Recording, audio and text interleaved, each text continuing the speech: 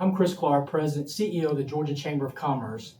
And as the global trade war continues escalating, the Georgia Chamber, our foundation, and our Global Business Subcommittee are continuing to work to provide our members and all businesses in Georgia the best information and practical solutions in this time of, quite frankly, growing global uncertainty. Here's what we're hearing this week. First of all, there's positive developments. There's movement on trade agreements with the European Union, with Japan, and with India. We thank the administration for moving quickly on those three extraordinarily important trading partners.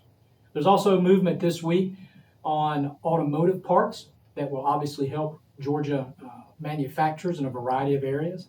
And Secretary Bassett and President Trump announced earlier today that they would move quickly to address the difficulties and the trade war specifically with China.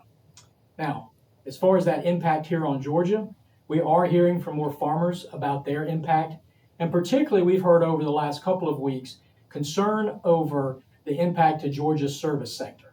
And so today, we are publishing our latest report, our third, the trade war's effect on Georgia's service economy. You can find that on our website, gachamber.com. Now, Georgia's service sector is thriving. We have 4.1 million Georgians employed. And in 2022, we carried a $27 billion services trade surplus, which was led businesses, professional, technical service, financial service, and transportational services. This sector is great for Georgia's economy, and we're selling those services all over the world.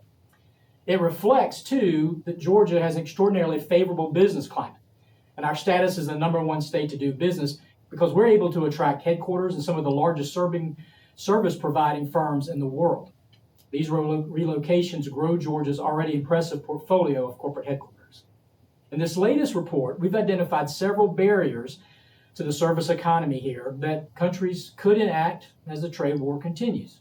You can read more about those, but here are a few. We are hearing that foreign countries could restrict cross-border data flows, which could effectively exclude U.S. cloud technology firms. There could be outright procurement bans on U.S. technology companies. We're hearing about licensing boards across the globe that would increase burdens on our engineers, consultants, or attorneys that might practice abroad. And our robust tourism and entertainment sectors could get walloped if countries issue travel warnings or we just see decline in traffic to the U.S. Any disruptions to these services could be felt in our economy. Here's just a few examples for those of you around the state. In almost every community in Georgia, you can find an accountant, an engineer, lawyers, consultants that work for either Georgia-based firms or foreign firms that have set up shop here in Georgia. Another area, Atlanta is home to Transaction Alley, where 70% of the world's credit, debit, and digital transactions are processed.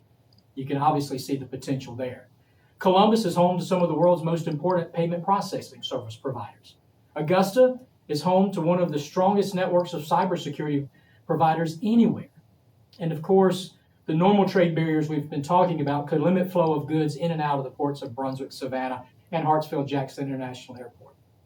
So the question becomes, and what we try to address in this report, is what can and should your business do or your communities do to mitigate these risks and navigate these turbulent times? Well, I've been saying this since January. Stay calm. Continue to focus on your long-term goals and don't get caught up in the day-to-day noise and the back and forth in Washington. Continue to engage with the Chamber so we can advocate for you with our federal partners, including our congressional delegation and our partners like the U.S. Chamber of Commerce. And be sure to let your elected officials know how this is impacting you and your business.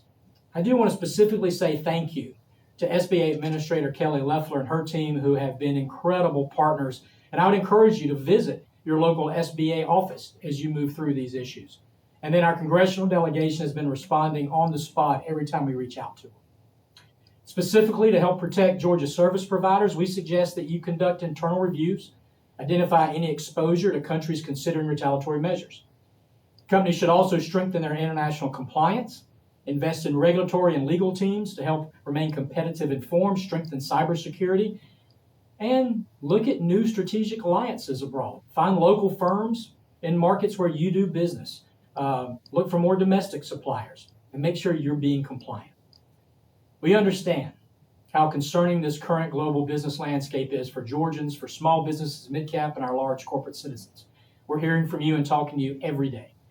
And that's why we're committed to this work, to keep you informed, to advocate for you, to be a champion of free and fair trade and free enterprise during times of uncertainty. Call on us at any time. Call on your local chambers. We're all connected. We're all here to help Georgia remain competitive, informed, and resilient. Thank you for relying on us and being part of this effort, and may God continue to bless the great state of Georgia.